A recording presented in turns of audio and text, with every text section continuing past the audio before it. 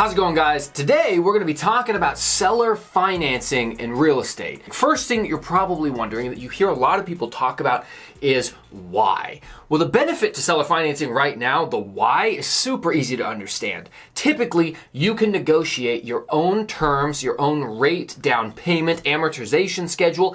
Interest rate's a big one, to make the loan process and the loan package and your payments much more tenable than what you're typically seeing right now from the market, where you're looking at like 8.5% to 9% interest rates, and God forbid you're looking at a commercial loan. I mean, like literally, I feel bad. Shout out to my boys out there dying in the trenches looking for commercial real estate right now. It is not pretty. So seller financing offers you an opportunity to get interest rates that actually make sense so you can make the deal work. However, what's the downside? Well, most sellers aren't educated about seller financing. They have no idea what it is. It's confusing, it's complex, they don't want to deal with it. Oh, that's nice, I'd rather just sell it to a conventional buyer. Fair enough. It's even worse with real estate agents. Hey, would your client be willing to entertain a seller finance or owner carry option? No, they're not interested at all. Well, have you ever had that conversation with them? Have you asked them if they're interested? Are you even going to take this conversation with them? They're not. They don't care. They don't want to hear about it. They are worried, oh man, what if my commission gets cut out? I hate real estate agents. They suck. That's why I work with so few. I only work with good ones. And I only work with ones that understand seller financing, or at least are willing to learn what it is from me or from you. That's who you should work with. So, seller financing is fantastic. Gives you an opportunity to get a better rate, better deal, better cash flow for yourself to buy the property better. But not everybody's willing. And on top of that, usually they have to have either a significant amount of equity in the property or own it outright, which again reduces the number of houses that are available for you to even pursue seller financing. But if you can get it, if you can secure it, it is the holy grail of real estate investing. You'll never want to do another deal any other way after you've done one creative financed or owner financed or seller financed or any of the different synonyms that they have for it out there. Now, I'm not just talking out of my butt on this one. I've done a couple of seller financing deals. I got 2 seller finance deals. I've also got a creative owner finance deal. Remember, I got 13 rental properties or 13 rental units, 9 rental properties across 3 different states. I've negotiated and gotten a couple of other seller financing deals, like moved through to a point where we agreed on them, and then it fell out during the inspection because I was like, I'm sorry, this ain't gonna work. It just ain't, this is not the right deal for me. So I've done it. I'm pro seller financing. I've talked to a lot of people who have done it. And in case you're wondering, the contract that I used, the actual purchase agreement that I used, took to the title company to lock down the seller finance agreement, that contract I'm going to be giving away for free. For free. I'm releasing a course, a much long-awaited course. So many people have been asking me, Mike, would you please release an out-of-state investing course because I'm interested in investing somewhere other than the ridiculous place I live, California, New York, Seattle, Oregon, East Coast, West Coast, wherever it is.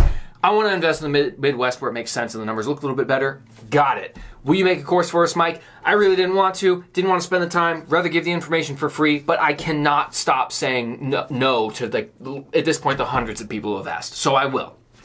And like all courses, people love to give away free ebooks.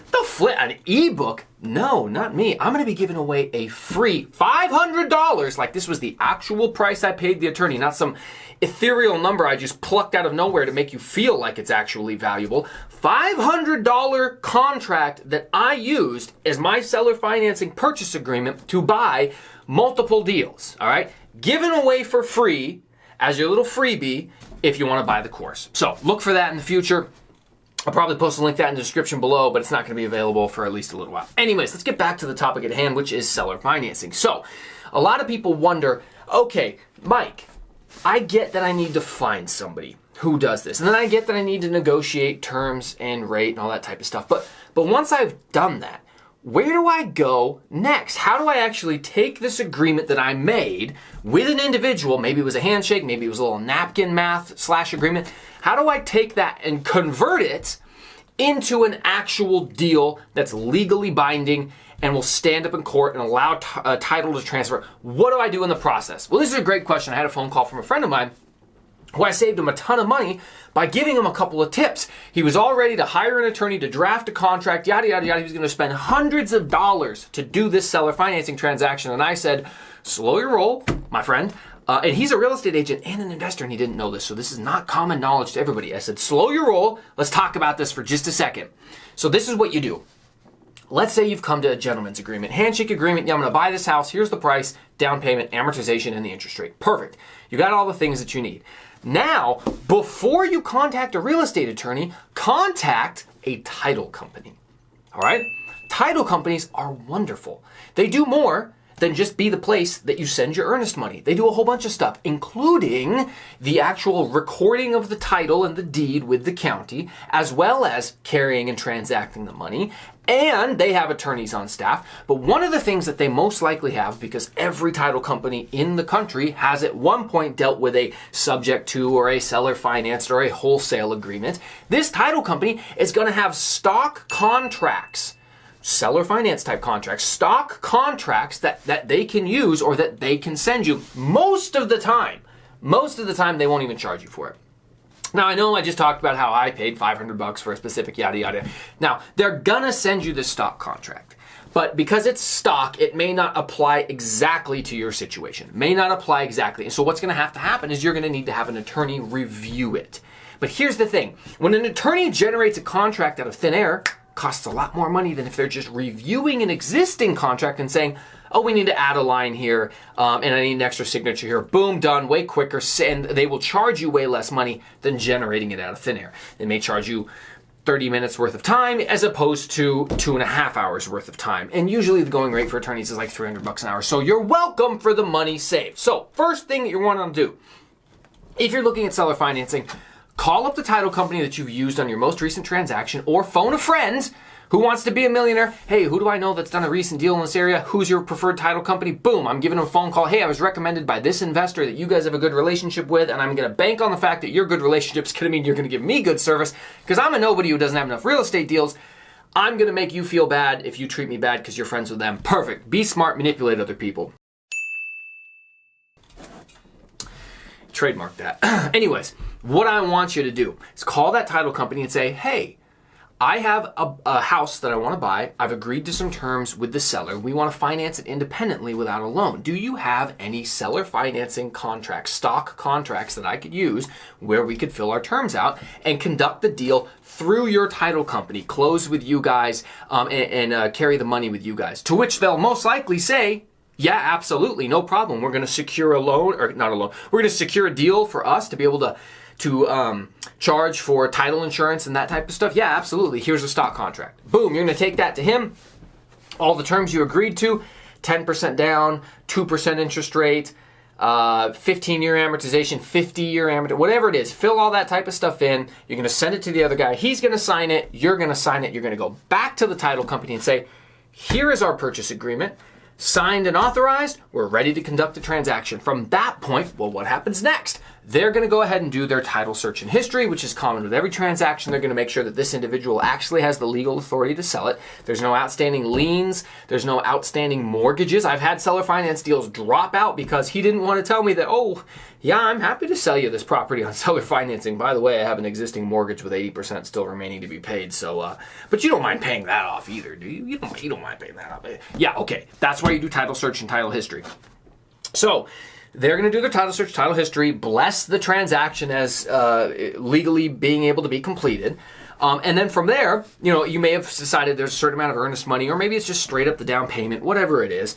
That is how the transaction is going to be completed. They will do everything for you. And then, maybe you would agree to some sort of inspection, the normal home purchasing process. Once you've made it through all those steps and you're both ready to close, they will close the transaction, collect the money, redistribute the money out to whoever gets it, file and record the transaction with the county. You're now the new happy legal owner of this property, but there is just an existing note on it. Much like any other property you buy will have an existing mortgage on it. You just have a private mortgage with a private individual. That's sort of like a lien on the property. It's just something that pops up if you were to go and try to sell it to someone else and they did title search and history on you. They would see a record of the note that you have with Johnny Go Seller Finance Bro. Perfect. Okay, next question that I get a lot of is, oh, well, how do we service the loan? How do I make the payments for the loan? And this is really just between you and them. So it's going to be on the seller to go to the title company and say, I'm not being paid, if they're not being paid. You could pay them however you want. Now, you could pay in cash. I don't recommend it when there's so many convenient electronic methods that will create a paper trail that will protect you in the event this person decides, Johnny Go Seller Finance Bro decides to lie about you. That's not what you want. So I've paid sellers via Zelle. I mean, 2+ years via Zelle.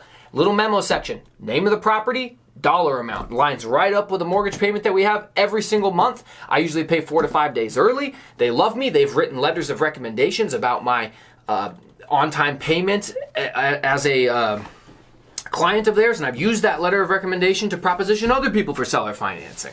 So Zelle, you can use Venmo, you could write checks, you could do a cash, you could mail a cashier's check, you could even choose to pay just like you kind of would with like an escrow account. You could choose to like fund that through the title company if you wanted to. Now, the only downside there is you're going to be spending a whole lot of money in like wire transfer fees, and so it's really not worth it. If you can come to terms with your seller to just be like, look, man, I'm going to Venmo you, or in my case, I'm going to Zelle you the money. There's an electronic copy of the transaction. It's instantaneous. I love Zelle. My bank to your bank, boom, here's your money. Now, a lot of people say, well, Mike, the seller has some concerns. The seller isn't 100% on board. They're worried that if I don't pay, what's going to happen? No big deal. In your contract, because you're making it up, it's a stock contract, you can have an attorney add whatever you want to it, put in extra protections for them. Because I'm going to assume you are actually going to make your payments. Put in an extra contract. There's no need to spend 90 days to go through an eviction process with me. On the 31st day a payment is late, you get the property back, default, right back to you. You could even pre-sign a quitclaim deed so that if the payment isn't made on that 31st deed, the pre-signed quitclaim deed goes into effect. The seller, that the original Johnny Go Seller Finance Bro just has to call the title company and say, hey, he didn't pay, and I want that quitclaim deed to go through. The title company will call you and be like, show us proof of payment. If you can't come up with a Zelle receipt or a Venmo receipt or something that says you paid him, then they're going to be like, all right, bro, quitclaim deed filed, boom, property immediately back to him. The other thing you could do, and this is a shout out to my boy Michael Zuber who had this one, the other thing that you can do, this is a brilliant stroke of genius, you could just say, hey man, I'll just give you an additional like 3 months worth of mortgages up front. You know, like, here's my down payment, here's 3 additional months worth of mortgage payments right up front. So that way, if I don't pay you, like those don't get a count towards my payment. That's in case I decide not to pay you. You have the next 3 months worth of mortgage payments already lined up so that while you evict me, which you're not actually evicting me because I don't live there, but while you take back over the property, you've got those payments in line, and then you get the property back. So there's a lot of different ways that you could structure a seller finance deal to keep the other person happy. It comes down to how creative you are. So when it comes time to actually make the payments, it's not that complex. Whatever you guys agree to, I just recommend protecting yourself. So make sure that it's actually an electronically verifiable process. If you can set it up as a recurring payment, there's nothing wrong with that. I usually pay days in advance. I've got an alarm set in my phone a few days in advance for my creative finance, my seller finance deal, so that I know go through and manually send all that money. But yeah, so seller financing, extremely good. Not too complex that you won't be able to understand it and do it. The downside is you usually have to be knowledgeable enough about it that you can educate someone else. And then you have to be, compendious enough in your speech and articulate enough so that you can actually get them hooked on the idea and convince them that this is really actually a good thing. Because what are the main reasons why people want seller financing? They can still get the prices that they want. Right now, a lot of people want 2021, 2022 pricing, but we've got 2023 interest rates.